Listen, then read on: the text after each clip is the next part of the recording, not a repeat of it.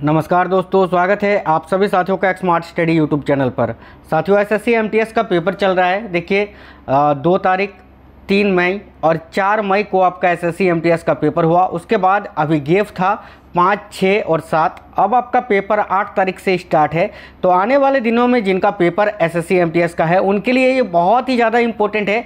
साथियों देखिए 2 तारीख से 4 तारीख तक जो एग्ज़ाम हुआ है एसएससी एमटीएस का, मैंने हर एक दिन का हर एक शिफ्ट का एनालाइज आपको करवाया है और उसी के अकॉर्डिंग आपको इस वीडियो में क्वेश्चंस करवाएंगे जिनका पेपर अभी आने वाले दिनों में है। तो आज इस वीडियो को अंत तक जरूर देखना, कोई भी क्वेश्चन को स्किप नहीं करना है। सारा ही क्वेश्चन मैंने सिलेक्टेड और इम्पोर्टेंट लिया है।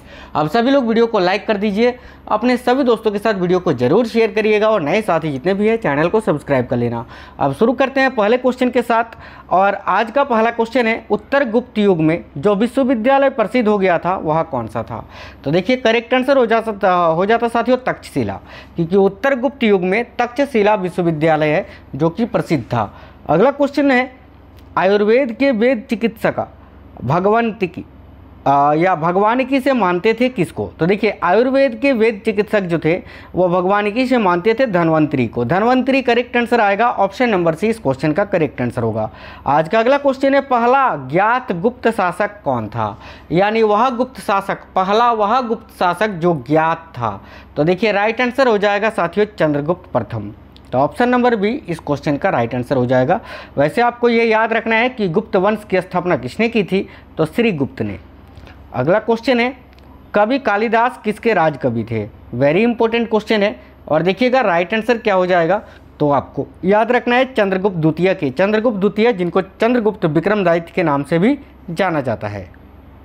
अगला क्वेश्चन है, निम्नलिखित संघ शासित क्षेत्रों में सबसे छोटा क्षेत्रफल कौन सा है? तो देखिए इनमें ये जो संघ शासित क्षेत्र हैं यानी केंद्र शासित प्रदेश हैं, इनमें से सबसे छोटा क्षेत्रफल के अनुसार कौन सा है? तो राइट आंसर हो जाएगा लक्षद्वीप। याद रखना जनगणना से रिलेटेड जो है बहुत ज़्यादा क्वेश्चन अभी पूछा जा रहा है। अगला क्वेश्चन है, सुंदरवन या मैंग्रोव वन कहाँ पाए जाते हैं? तो देखिएगा सुंदरवन या मैंग्रोव वन जो है ये कहाँ पाए जाते हैं? तो राइट आंसर हो जाएगा डेल्टाई पश्चिम बंगाल में। अगला क्वेश्चन है, हीराकुंड बांध किस नदी पर बनाया गया है? तो साथियों देखिएगा हीराकुंड बांध ये किस नदी पर बनाया गया है? तो करेक्ट आंसर हो जाता महानदी पर। ऑप्शन नंबर ए आपका राइट आंसर है। आज का अगला क्वेश्चन है, एकीकृत इस्पात संयंत्र जो भारतीय इस्पात प्राधिकरण यानी सेल के प्रबंध के अंतर्गत नहीं आता है निम्नलिखित में से किस स्थान पर स्थित है? तो देखिए भिलाई ये भी सेल के अंतर्गत आता है, दुर्गापुर ये भी सेल के अंतर्गत आता है, रावलकिला ये भी सेल के अंतर्गत आता है, लेकिन साथियों जमशेदपुर ये सेल के अंतर्गत नहीं आता है। तो राइट आंसर हो जाएगा ऑप्शन नंबर डी जमशेदपुर। अगला क्वेश्चन है, रावी नदी पर निर्मित देश का सबसे ऊंचा बहुउद्देशीय बांध कौन सा है? तो देखिए राइट आंसर हो जाएगा साथियों रंजीत सागर बांध। ऑप्शन नंबर सी इस क्वेश्चन का राइट आंसर हो जाएगा। अगला क्वेश्चन है, पूर्वी भारत के सुंदरवन एक उदाहरण है किसका? तो देखिएगा पूर्वी भारत के सुंदरवन यानी ये पश्चिम बंगाल के 24 परगना जिले में स्थित है। तो देखिए पूर्वी भारत का ये जो सुंदरवन है ये किसका उदाहरण है? तो राइट आंसर हो जाएगा मैंग्रोव पारिस्थितिकी तंत्र का। बिल्कुल option number B right answer हो जाएगा। नेक्स्ट क्वेश्चन है, निम्नलिखित में से वह नदी कौन सी है जिसका उद्गम भारतीय क्षेत्र में नहीं है? तो देखिएगा काफ़ी इंपॉर्टेंट क्वेश्चन है, यहाँ पर कंफ्यूज हो जाएंगे काफ़ी साथी।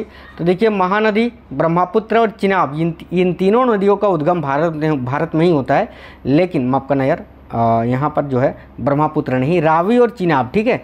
बाकी ब्रह्मपुत्र नदी जो है ये चीन से बहते हुए भारत तक आती है। तो इस क्वेश्चन का राइट आंसर आएगा ऑप्शन नंबर बी ब्रह्मपुत्र। अगला क्वेश्चन है, निम्नलिखित में से वह राज्य क्षेत्र कौन सा है जिसकी सीमा मिजोरम से लगी हुई नहीं है? तो देखिएगा साथियों मिजोरम से लगने वाला सीमा किसके साथ नहीं है? तो देखिए म्यांमार से भी मिजोरम की सीमा लगता है, असम से भी और त्रिपुरा से भी, लेकिन नागालैंड राज्य की सीमा मिजोरम से नहीं लगता है। तो राइट आंसर हो जाएगा ऑप्शन नंबर ए नागालैंड। आज का अगला क्वेश्चन है, विद्युत उत्पादन के लिए नगर अपशिष्टों का प्रयोग करने वाला भारत में पहला शहर कौन सा है? यह भी क्वेश्चन वेरी इंपॉर्टेंट है, आपको याद रखना है साथियों चेन्नई है ना। विद्युत उत्पादन के लिए नगर अपशिष्टों का प्रयोग करने वाला भारत में पहला शहर है चेन्नई, याद रखना। नेक्स्ट क्वेश्चन है, निम्नलिखित में से कौन सा राज्य भारत में सबसे अधिक मैग्नीज पैदा करता है? इंपॉर्टेंट क्वेश्चन है, राइट आंसर हो जाएगा ऑप्शन नंबर डी उड़ीसा। अगला क्वेश्चन है, गुजरात भारत में नमक का सबसे बड़ा उत्पादक है क्यों?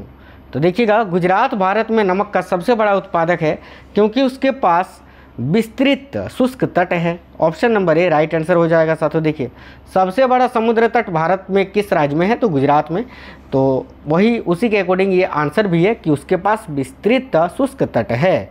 आज का अगला क्वेश्चन है, तटवर्ती आंध्र प्रदेश तथा उड़ीसा को निम्नलिखित में से किस कारण से प्राकृतिक विपत्तियों का सामना करना पड़ता है? आए दिन आप सुनते हैं विशाखापट्टनम उड़ीसा में, ये विशाखापट्टनम जो कि आंध्र प्रदेश के अंतर्गत है, इसके अलावा उड़ीसा में तेज तूफान आया है, बारिश हो रहा है, ठीक है, बाढ़ आया है।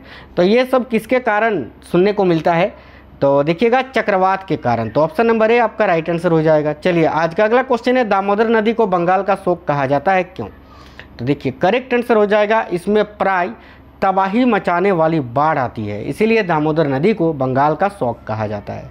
अगला क्वेश्चन है, सल्तोरा पर्वतमाला कहाँ स्थित है? वेरी इंपॉर्टेंट क्वेश्चन है साथियों, आपके एग्जाम के अकॉर्डिंग क्वेश्चंस करवा रहे हैं। तो देखिए सल्तोरा पर्वतमाला जो है ये काराकोरम पर्वतमाला के एक अंग के रूप में है, आपको याद रखना है। नेक्स्ट क्वेश्चन है, सरदार सरोवर बांध का निर्माण किस नदी पर किया जा रहा है? इंपॉर्टेंट क्वेश्चन है, आपको सभी को इस क्वेश्चन का आंसर पता होगा, नर्मदा नदी यहाँ आपका राइट आंसर हो जाएगा। अगला क्वेश्चन है, लोहा और इस्पात उद्योग निम्नलिखित में से किस स्थान पर जर्मन तकनीकी सहयोग से लाया गया था? तो देखिएगा साथियों, लोहा और इस्पात उद्योग निम्नलिखित में से किस स्थान पर जर्मन तकनीकी सहयोग से लाया गया था? तो करेक्ट आंसर हो जाएगा Rourkela. Option number C right answer है। अगला क्वेश्चन है, निम्नलिखित में से कौन सी नहर पश्चिम बंगाल में स्थित है? तो करेक्ट आंसर हो जाएगा, यहाँ देखिएगा कौन सी नहर है? तो पूर्वी घाट नहर, याद रखिएगा, जो कि पश्चिम बंगाल में स्थित है। Option number C right answer होगा। अगला क्वेश्चन है, निम्नलिखित में से कौन सी उच्च भूमि तेलंगाना पठार का अंग नहीं है? तो देखिएगा तेलंगाना पठार का अंग आरावली नहीं है साथियों, आरावली। बाकी पश्चिमी घाट, पूर्वी घाट, सतपुड़ा, ये तीनों ही हैं, लेकिन आरावली नहीं है। तो ऑप्शन नंबर ए इस क्वेश्चन का राइट आंसर होगा। अगला क्वेश्चन है, निम्नलिखित में से कौन सा शिपयार्ड भारतीय नौसेना के लिए युद्धपोतों का निर्माण करता है? तो करेक्ट आंसर हो जाएगा यहाँ गार्डन रिच वर्कशॉप, जो कि कोलकाता में स्थित है, याद रखना। आज का अगला क्वेश्चन है, टिहरी बांध को पानी किस नदी से मिलता है? तो देखिए करेक्ट आंसर हो जाएगा साथियों, याद रखिएगा, भागीरथी नदी से। Option number B correct answer है।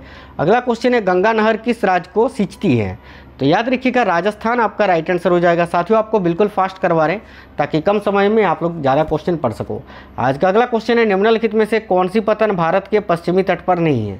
तो देखिएगा करेक्ट आंसर, नेहवा सेवा भी पश्चिमी तट पर है, मार्मागाओ भी और कोच्चि भी। तुतीकोरिन करेक्ट आंसर हो जाएगा। ऑप्शन नंबर सी इस क्वेश्चन का राइट आंसर है।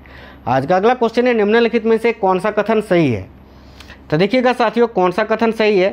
तो यहाँ ऑप्शन नंबर बी में लिखा हुआ है, कोडरमा में अभ्रक पाई जाती है, जो कि बिल्कुल सही है। बाकी ये तीनों ही कथन जो है वो गलत है, ठीक है। ऑप्शन नंबर बी इस क्वेश्चन का राइट आंसर है। आज का अगला क्वेश्चन है, जादूगोड़ा की खाने प्रसिद्ध हैं किसके लिए? तो देखिए जादूगोड़ा की खाने यूरेनियम के भंडार के लिए फेमस है। तो option number D correct answer होगा। अगला क्वेश्चन है, क्षेत्रफल की दृष्टि से निम्नलिखित भारतीय राज्यों में से सबसे अधिक वन आच्छादन किस राज्य का है? तो देखिए इंपॉर्टेंट क्वेश्चन है, आपको याद रखना है मध्य प्रदेश का। Option number C right answer है। सबसे अधिक वन किस राज्य में? मध्य प्रदेश में। अगला क्वेश्चन है, नाथपा झाकरी विद्युत परियोजना कहाँ स्थित है?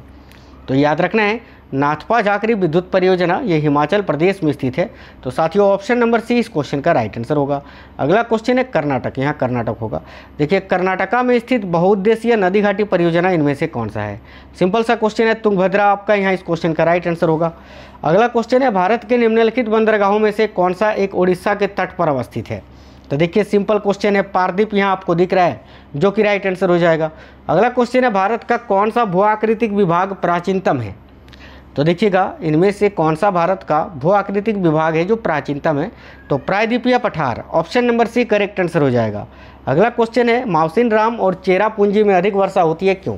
माउसिनराम और चेरापूंजी जो कि मेघालय में स्थित है, यहाँ पर अधिक वर्षा होती है। इसका कारण है कि यहाँ की पहाड़ियों की कीप आकृति, क्योंकि वहाँ की जो पहाड़ियाँ हैं वो कीप आकृति की है। नेक्स्ट क्वेश्चन है, सर्वप्रथम इंडिया शब्द का प्रयोग भारत के लिए किस भाषा में किया गया? तो देखिए सर्वप्रथम इंडिया शब्द का प्रयोग भारत के लिए ये ग्रीक भाषा में किया गया था, ग्रीक। ऑप्शन नंबर भी राइट आंसर है, ग्रीक यानी यूनानी, ठीक है। अगला क्वेश्चन है, नंदा देवी ये कहाँ स्थित है? तो राइट आंसर होगा हिमाचल प्रदेश में, माफ करना उत्तराखंड में ना। देखिए नंदा देवी जो है ये साथियों उत्तराखंड के चमोली में स्थित है। तो ऑप्शन नंबर भी राइट आंसर हो जाएगा। नेक्स्ट क्वेश्चन है, अरावली पर्वत का सर्वोच्च शिखर क्या कहलाता है? तो देखिए अरावली जो कि सबसे प्राचीन पर्वतमाला है और इसका सबसे सर्वोच्च शिखर क्या कहलाता है? तो करेक्ट आंसर होगा गुरु शिखर चोटी। Option number A correct answer हो जाएगा। आज का नेक्स्ट क्वेश्चन है, गंगा नदी पर कौन सी प्रांतीय राजधानी स्थित है? तो साथियों आपको याद रखना है गंगा नदी पर कौन सी प्रांतीय राजधानी स्थित है। तो देखिए पटना जो कि बिहार राज्य की राजधानी है, ये गंगा नदी पर स्थित है। Option number D right answer होगा। अगला क्वेश्चन है, जिम कॉर्बेट राष्ट्रीय उद्यान कहाँ स्थित है? तो देखिएगा जिम कॉर्बेट राष्ट्रीय उद्यान जो है ये कहाँ पर स्थित है? तो करेक्ट आंसर हो जाएगा साथियों, देखिए असम, उत्तर प्रदेश, महाराष्ट्र नहीं, इनमें से कोई नहीं, क्योंकि साथियों ये उत्तराखंड में स्थित है। ठीक है, उत्तराखंड में स्थित है जिम कॉर्बेट नेशनल पार्क। चलिए आज का अगला क्वेश्चन है, भारतीय रेलवे को कितने जोनों में कितने क्षेत्रों में विभक्त किया गया है? तो राइट आंसर हो जाता 17। ऑप्शन नंबर डी अभी 18 हो जाएगा आपका वर्तमान में। चलिए आज का अगला क्वेश्चन है, भाखड़ा नांगल एक संयुक्त परियोजना है कौन कौन से राज्य की?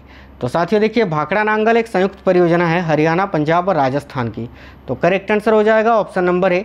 अगला क्वेश्चन है, भारत की मुख्य भूमि को रामेश्वरम द्वीप से कौन अलग करता है?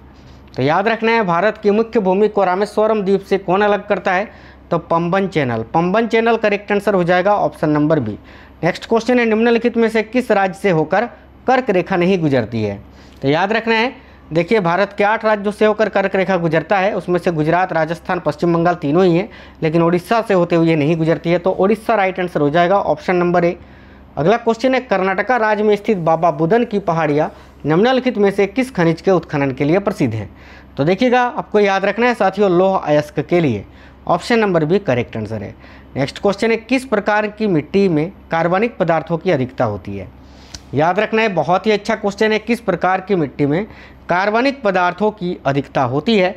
तो करेक्ट आंसर हो जाएगा साथियों काली मिट्टी। Option number B correct answer है। अगला क्वेश्चन है, नीलगिरी के पर्वतीय क्षेत्र में कौन सा जलप्रपात स्थित है? तो याद रखिएगा नीलगिरी के पर्वतीय क्षेत्र में कौन सा जलप्रपात है? तो पाइकारा। ऑप्शन नंबर डी आपका राइट आंसर होगा। निम्नलिखित सेल तंत्रों में से कौन भारत में कोयले क्षेत्रों का प्रमुख स्रोत है? तो निम्नलिखित सेल तंत्रों में से कौन भारत में कोयला क्षेत्रों का प्रमुख स्रोत है? तो देखिए गोंडवाना तंत्र करेक्ट आंसर हो जाएगा ऑप्शन नंबर बी। अगला क्वेश्चन है, उत्तर प्रदेश की अधिकांश नदियों का प्रवाह किस दिशा की ओर है? तो उत्तर प्रदेश की जो अधिकांश नदियां हैं उनका प्रवाह जो है वो साथियों उत्तर पश्चिम से दक्षिण पूर्व की ओर है। तो उत्तर पश्चिम से दक्षिण पूर्व option number B correct answer होगा। अगला क्वेश्चन है, डॉक्टर भीमराव अंबेडकर सामाजिक परिवर्तन स्थल कहाँ है? यह भी क्वेश्चन बहुत ही अच्छा है, याद रखना है लखनऊ में। Option number B Lucknow correct answer हो जाता। अगला क्वेश्चन है, निम्नलिखित में से कौन राज्य सूची में है? तो देखिए राज्य सूची के अंतर्गत जो है रेलवे पुलिस आता है। तो ऑप्शन नंबर ए आपका राइट आंसर हो जाएगा। आज ये 50 क्वेश्चंस बहुत ही इंपॉर्टेंट थे आपके आने वाले दिनों के एग्जाम के लिए एसएससी एमटीएस के। तो वीडियो को अपने सभी दोस्तों के साथ ज़रूर शेयर करिए, वीडियो को लाइक कर देना, अपने सभी दोस्तों के साथ शेयर जरूर करना। मिलेंगे अगली वीडियो में, तब तक स्वस्थ रहें। जय हिंद साथियों, वंदे मातरम।